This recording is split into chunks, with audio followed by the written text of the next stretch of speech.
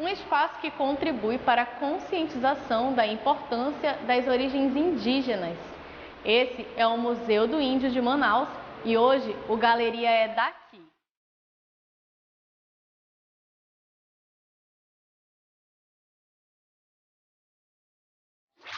Nesse episódio vocês vão saber tudo sobre o espetáculo Eu Vou Tirar Você Deste Lugar, as canções de Oda e José. Quem contou cada detalhezinho pra gente foi o próprio diretor do musical, Sérgio Mágio. São 22 canções e num universo de 400 canções. E não para por aí. Hoje nós vamos abrir o baú de histórias aqui no Museu do Índio de Manaus. Vocês vão saber tudo sobre esse espaço. O seu programa de cultura já está no ar. O musical Eu Vou Tirar Você Deste Lugar, as canções de Odair José, passou por diversas cidades até finalmente chegar no palco Manauara. E é claro que o Galeria não poderia deixar vocês de fora. Nós fomos bater um papo com o responsável pelo espetáculo e o resultado vocês vão conferir agora.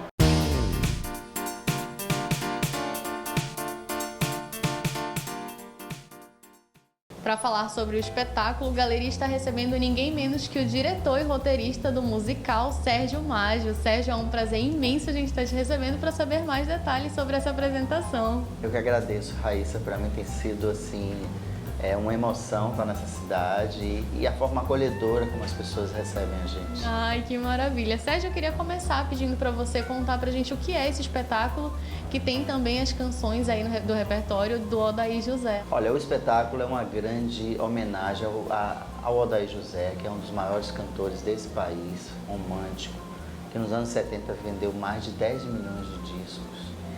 E foi, assim, curiosamente, muito censurado pela ditadura. Sim. Não porque ele fazia uma música de protesto, mas porque ele mexia em valores preconceituosos, enfim. E o espetáculo é um passeio pelo repertório dele.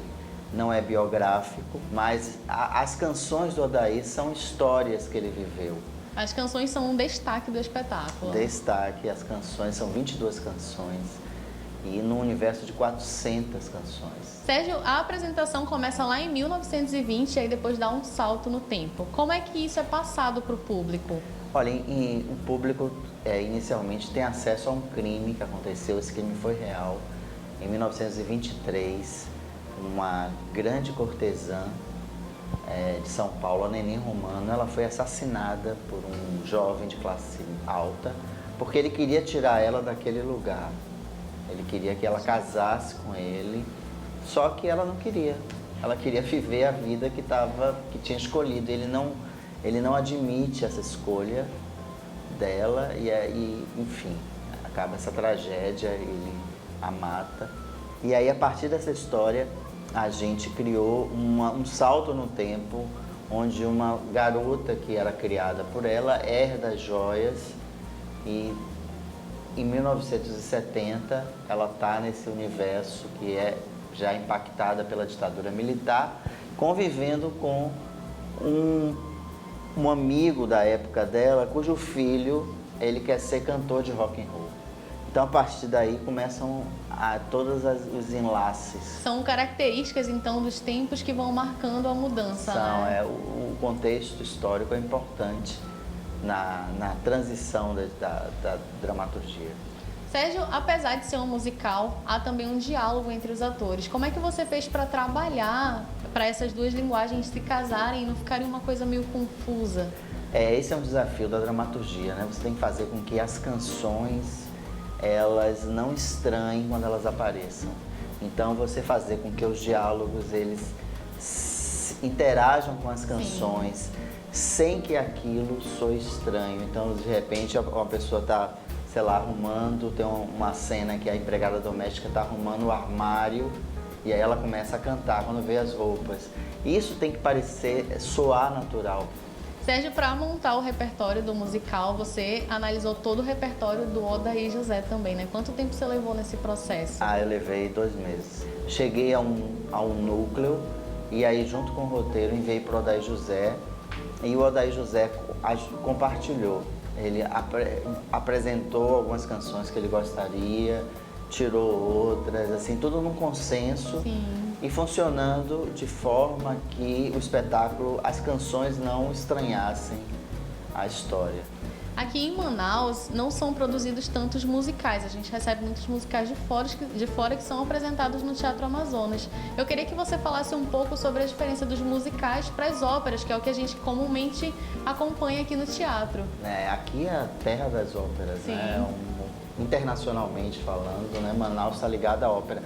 A ópera, ela tem um processo de criação completamente diferente, é musicada, né? Você tem ali muitos dramas.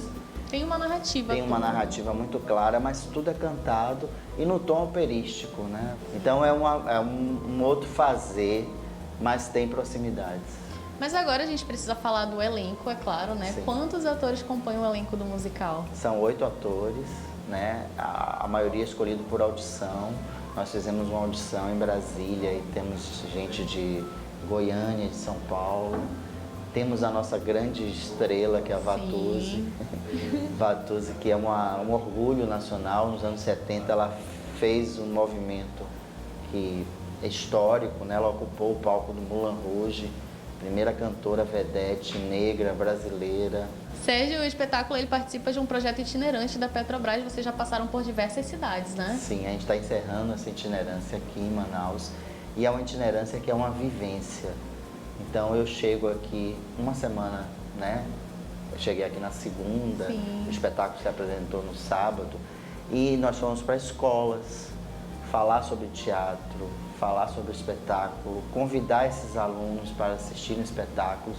E depois eu voltei para essas escolas para coletar informações dele dessa experiência, né? Aí teve oficina, encontro com artistas locais. Foi muito corrido, mas deu pra gente conhecer um pouco de Manaus. Legal. E você gostou de Manaus? Impactante, né? Você chegar aqui, já esse imaginário da floresta. E tem um lado histórico da cidade, né? Porque você chega naquele teatro. A gente vai falar do teatro, com certeza. Você não vai escapar. O teatro é realmente algo assim inacreditável. Com certeza. O espetáculo foi apresentado no Teatro Amazonas, que é um dos nossos maiores cartões postais, né? Como é que foi para você encerrar esse ciclo na realidade? Você está encerrando um ciclo aqui, né? Eu acho que é um Oscar. Eu acho que qualquer companhia brasileira que pisa nesse palco do Teatro Amazonas é como se você recebesse um prêmio mesmo, um selo, né? Porque você tem um teatro que ele conta uma história em tudo, né? Ele respira a história, as frisas, as paredes, as poltronas, os corredores, as coxias. Você parece que está passeando pela história, uma história de arte do país. É realmente assim, importantíssimo. E o impressionante foi a forma como ele é cuidado, você sente um amor dos funcionários, né? Com certeza. As pessoas, assim, cada coisa é pensada, não pode bater flash. Sim, todo um cuidado para preservar o que é nosso, um grande patrimônio, né? Que é de vocês, do Brasil e do mundo. Com certeza. Né? A quantidade de gente que vem aqui de outros países e inclui o Teatro Amazonas como uma parada obrigatória, né? Com certeza.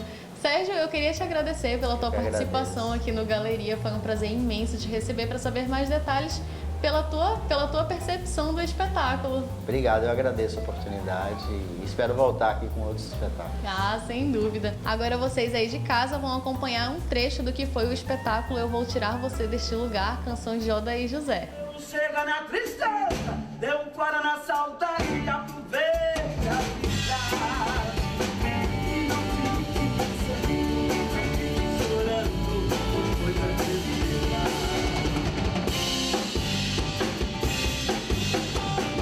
Eu também já sofri.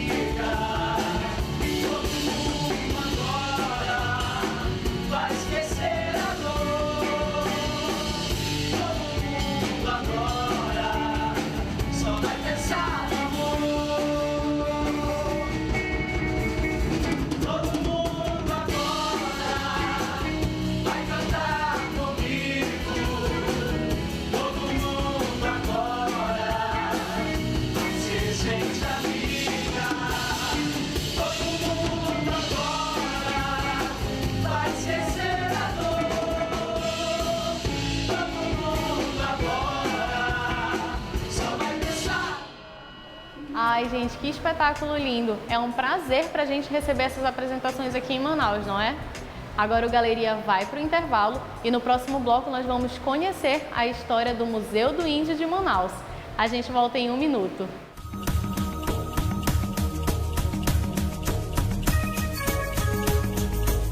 O maior e mais amplo museu da história indígena do Brasil. Esse é o Museu do Índio de Manaus e nesse bloco nós vamos saber toda a história do local. Vem comigo!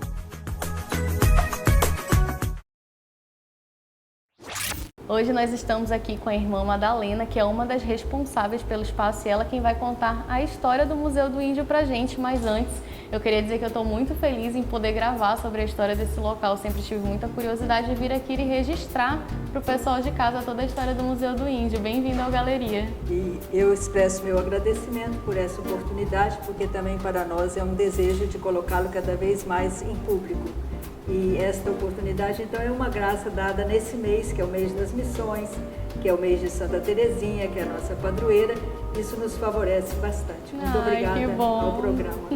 Irmã, eu queria saber quando foi que começou a história do museu. A gente sempre começa aqui no Galeria contando a história do local, em que ano foi fundado, quem foram os responsáveis. Eu queria que você contasse pra gente. Sim. Desde 1923, as irmãs estão trabalhando nessa região. Chegaram em São Gabriel da Cachoeira.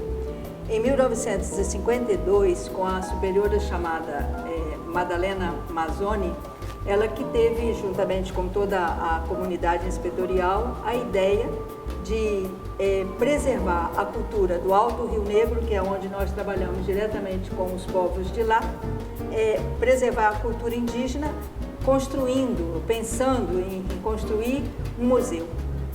Pensava mesmo de ter já um espaço para isso. Como isso não foi possível em 1952, ele iniciou nos espaços do colégio do então patronato Santa Terezinha. Hoje o Centro Educacional Santa Terezinha, que funciona aqui do lado.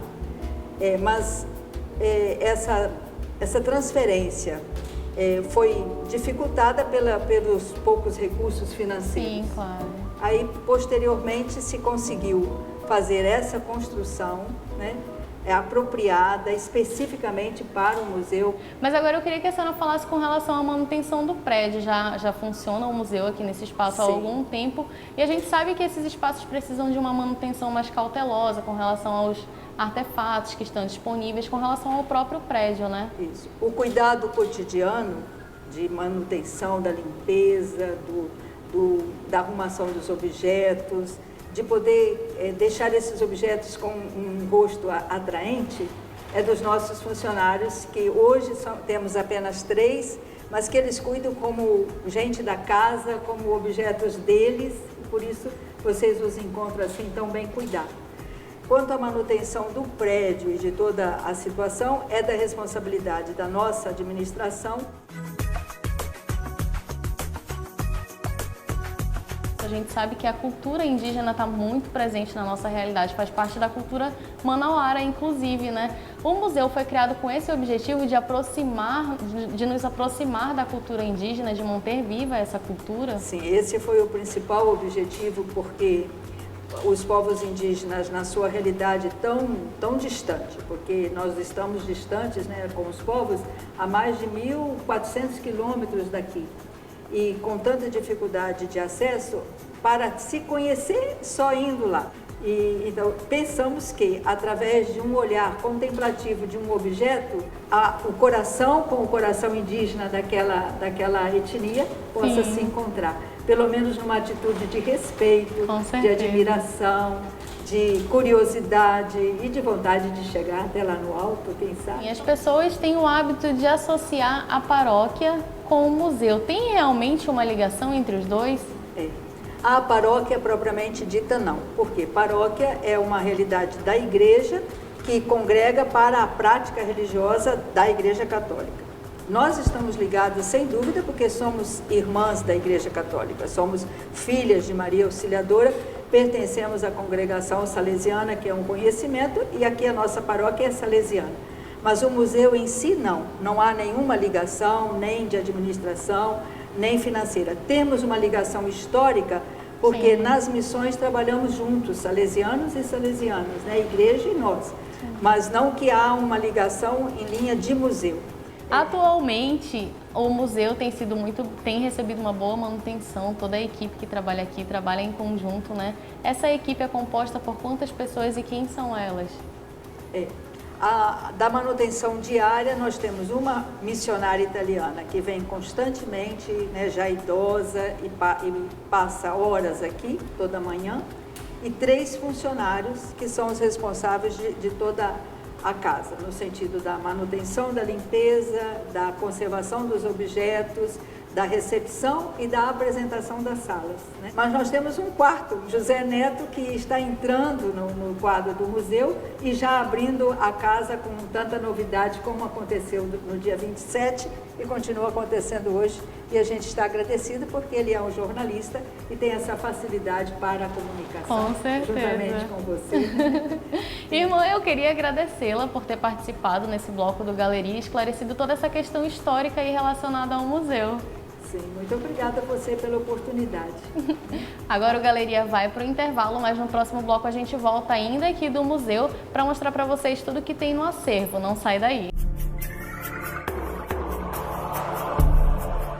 O Galeria já está de volta e nesse bloco o nosso bate-papo vai ser com o guia do museu, Miguel. Bem-vindo, Miguel. Obrigado. O museu aqui reúne peças de diversas etnias, né? Eu queria que você me falasse um pouco sobre cada uma delas, o que vem representando essas etnias aqui no espaço.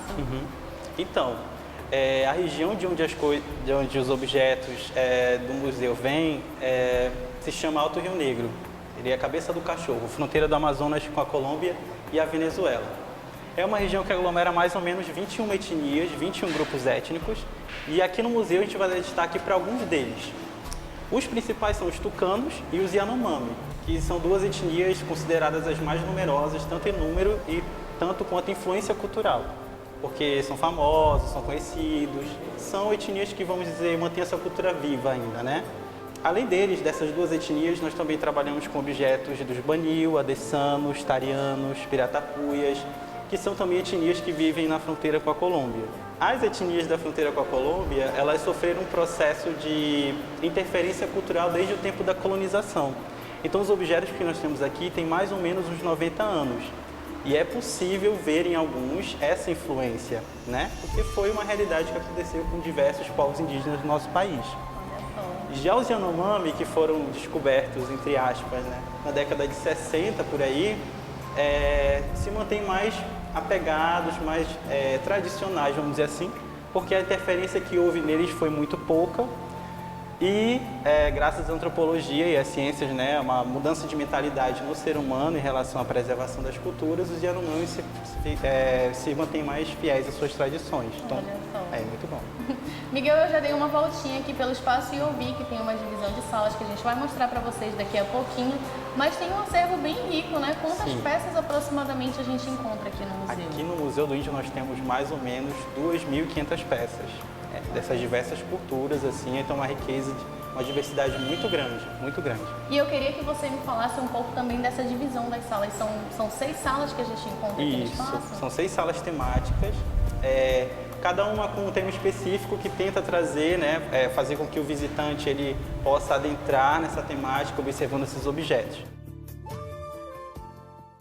Na primeira sala do museu, os cocares, colares. A gente tem aqui alguns animais que alguns nem a gente consegue ver na cidade, devido, né, ao movimento da cidade. Os animais ficam mais nas regiões indígenas porque é uma região assim mais protegida, mais fechada, de mata fechada, né? Agora a gente vai lá para a segunda sala para ver o que a gente encontra por lá. Vem, Miguel. Vamos lá.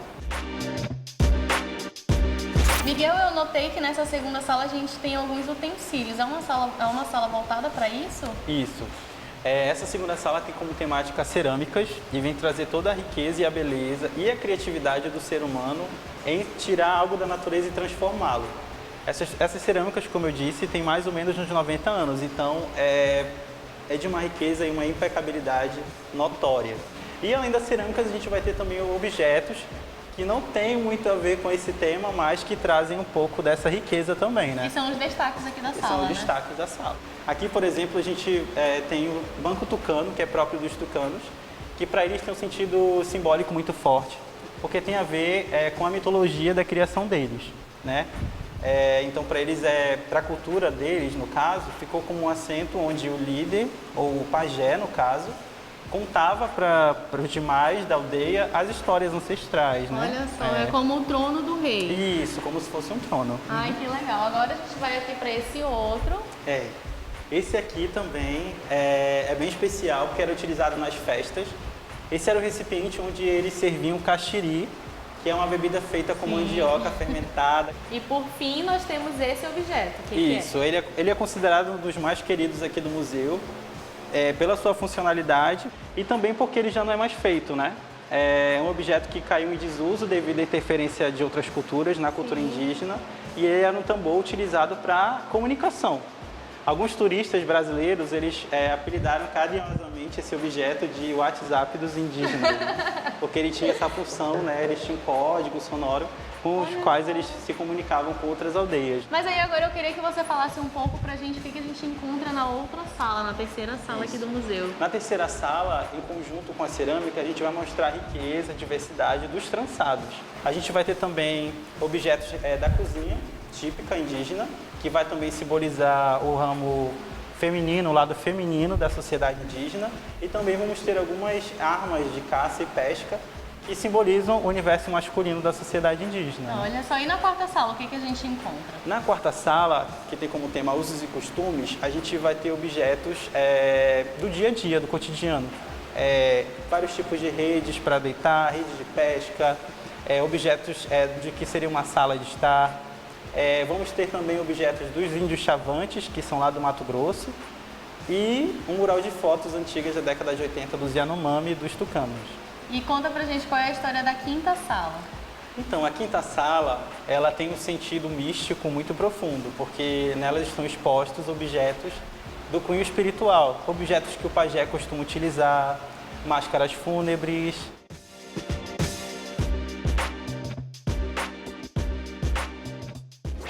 E agora a gente chegou à última sala de visitação aqui do museu, né, Miguel? Isso.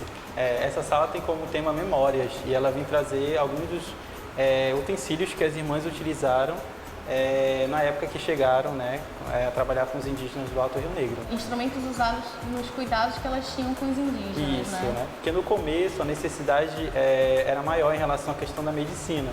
E aí hoje o trabalho delas é mais focado na educação. Sempre foi na educação, mas aí como na época eles precisavam desse apoio, elas também trouxeram, né? Ai, que legal. Miguel, recentemente aconteceu aqui no museu um evento, né, chamado Um Dia no Museu. Como é que foi esse evento? Então esse evento bombou, né?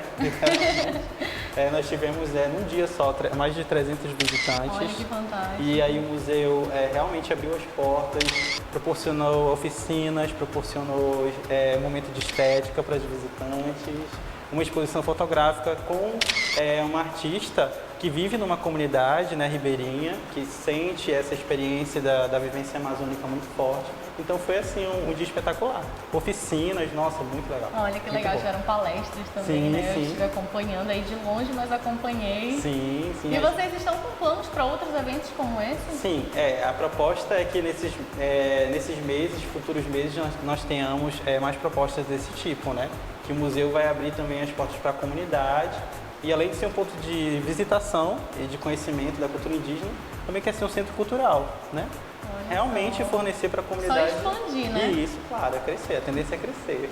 E agora nós vamos falar sobre as visitações, porque o pessoal, Miguel, fica louco para saber quais são os dias e horários abertos para visitação, né? O pessoal de casa que quer vir conhecer o museu. Então, o museu ele funciona de segunda a sexta, das 8 ao meio-dia e das 13 às 17 horas. E no sábado, a gente funciona das 8 da manhã ao meio-dia. Miguel, quem quiser acompanhar a programação aqui do museu, como é que faz? Olha, você pode entrar nas redes sociais do museu, nós temos a fanpage no Facebook, temos o Instagram, então estamos totalmente conectados. E tem um site também, né, que Tem coloca site. todas as informações do museu Sim, tem para o o site. pessoal. Isso. Podem acessar o site, gente, que tem todas as informações que vocês precisam saber lá. Agora, pra gente finalizar, é claro que falta aquele convite bem especial pro pessoal de casa, né? Isso. Então, principalmente o público manauara, conheçam a história, a cultura de vocês. A gente só ama aquilo que a gente conhece. O Museu do Índio vem reforçar pra gente a importância da cultura indígena para nossas origens. Todos nós temos um pouco de sangue indígena. E além disso, é uma das coisas que nós não temos muito conhecimento.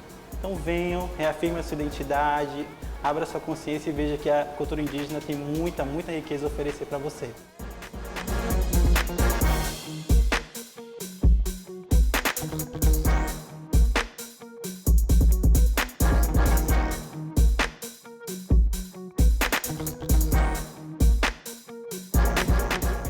E assim, mais um episódio do Galeria chega ao fim.